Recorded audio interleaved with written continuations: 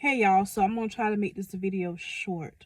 So next year, apparently at the beginning of the year, they're going to make it a law, a rule that there has to be 3 CNAs when using a Hoyer lift on a patient. And I just want to say, that is the stupidest thing.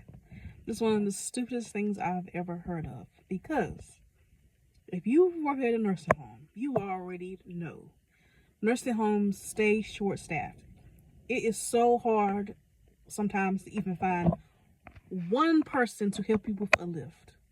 It could be almost impossible if you're short staffed and whatever's going on. If you're the only CNA on the hall, it's gonna be damn near impossible. So imagine trying to find not one, but 2 other people, CNA, to help you with a Hoyer lift. I think that this is a prime example of that saying, if your job is to tell me how to do my job, shouldn't you at least know how to do my job?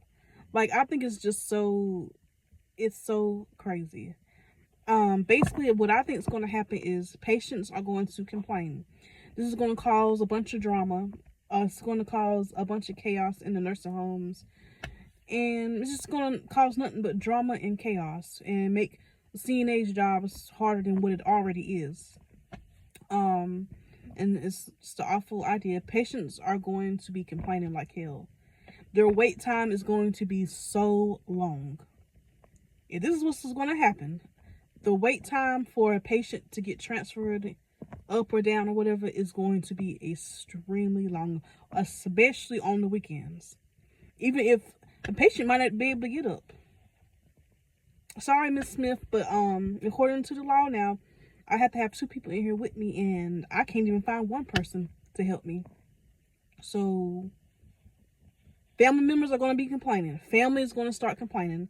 It's going to cause drama with the family members, and it's going to cause drama with the patients. They're going to complain like hell. I'll tell you that right now.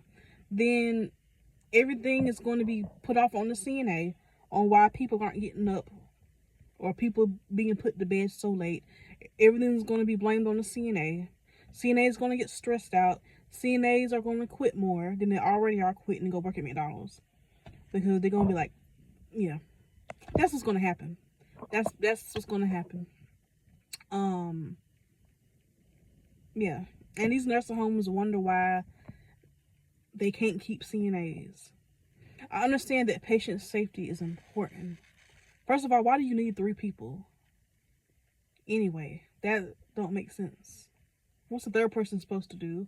Second of all, this is like, it's almost impossible. I'm telling y'all, for y'all that never worked in a nursing home, depending on which one you work at a typical, I'm not talking about like the real luxury type nursing home, at a typical regular nursing home, you are lucky to find another person to help you with a Hoyer lift, let alone 2 people.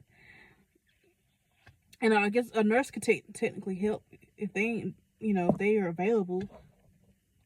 Half the nurses don't want to help, and then the other half, they have their own work to do, so they can't just stop all the time. And you know what I'm saying? So how's that supposed to work? How is that supposed to work? So it's just crazy. That's why I will never work full time as a CNA again. I can't take that mental stress. I can't imagine dealing with that 5 days a week. It's going to be hell, because then, like, if a patient has an appointment and stuff, the thing is, like,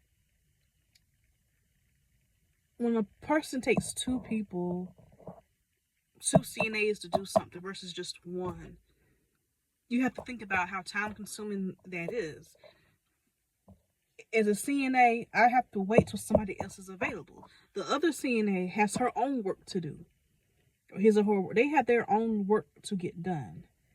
So I have to wait till they're available, and then they can come and help me. I don't know when. You never know when that will be. They might be in the middle of doing something. They got their own patients waiting on them. They have their own several duties to do.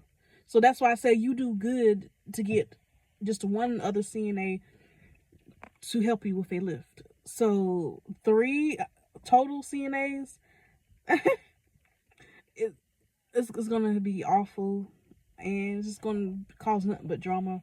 It's going to cause nothing but issues and chaos. That's all it's going to cause.